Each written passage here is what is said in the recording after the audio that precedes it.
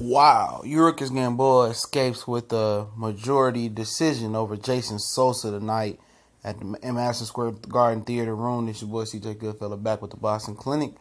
And, with so much hate going around the HBO telecast today, between them, bashing Andre Ward, saying Kovalev had two highly controversial fights with Andre Ward.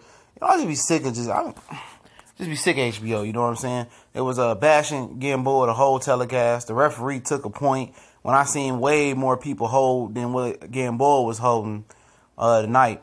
He took a point. It seemed like everything was against Yuriorkis Gamboa tonight. And, Jason, he beat Jason Sosa. I'm glad they gave the decision to Gamboa because Sosa robbed Nicholas Walters about a year or two ago. But, it was a close competitive fight in my opinion.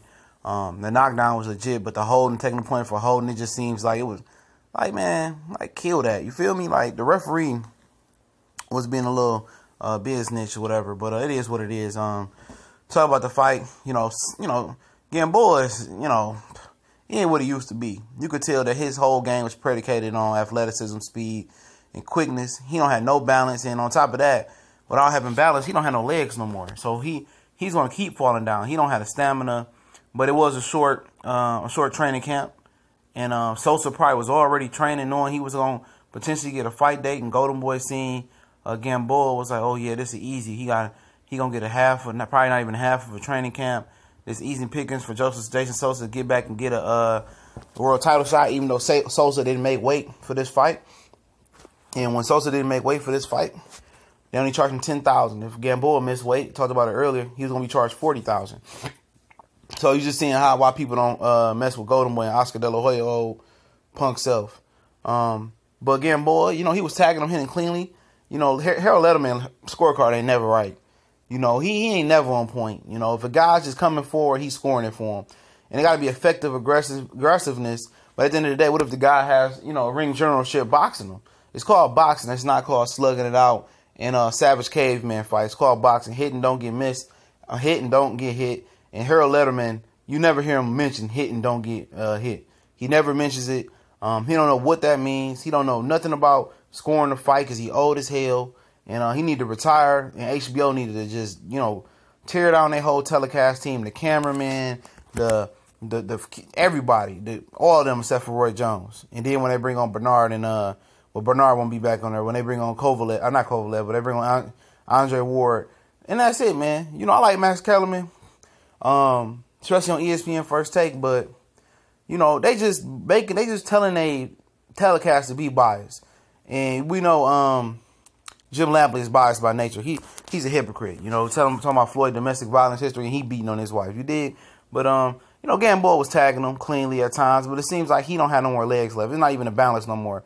Like I understand he don't have a full training camp, but he was hitting Sosa more clean with cleaner shots, and that's because it's Gamboa. He had a hand speed advantage.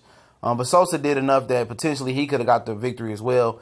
I wouldn't mind if it tipped either way. I thought personally, just from my eyeball, and I thought maybe it was because from the bias listening from HBO. I was just watching it for like recreational uses. I'm watching the basketball game and I'm watching this. I'm just looking. It looked like Sosa. He could have took it. He did some good work. He landed some shots, but Gamboa landed the more flamboyant and flashier shots, the cleaner shots, in my opinion. Sosa, it looked like he was going to knock him out a few times, but he just kept missing. But for Sosa, only had 3 amateur fights and compete with a guy that had a decorated amateur and a deep amateur background like Gamboa just tells you a lot. But he'll be back. Most definitely, I think HBO would like to have him back. He going to continue to learn. He showed a lot tonight by getting outclassed by Vasily Lomachenko early on this year, or I think it was early on this year, and then coming back still competing, versus anybody. He didn't lose any confidence in his game plan. He was solid, sturdy. I think he's going to be back. He's going to continue to learn on the job, probably get a little bit better sparring. For Gamboa, man, he ain't going to be a world champion no more, man. I understand that he didn't train for a full extended training camp, and that can be his excuse or the purpose why. But he didn't have no legs in this fight, man. He did not have no legs. On top of that, he don't have good balance neither, and that's because he's so unorthodox. His game is not predicated on technique like Rigondeaux and Lara.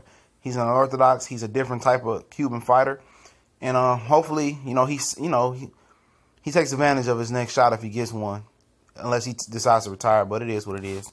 We gone.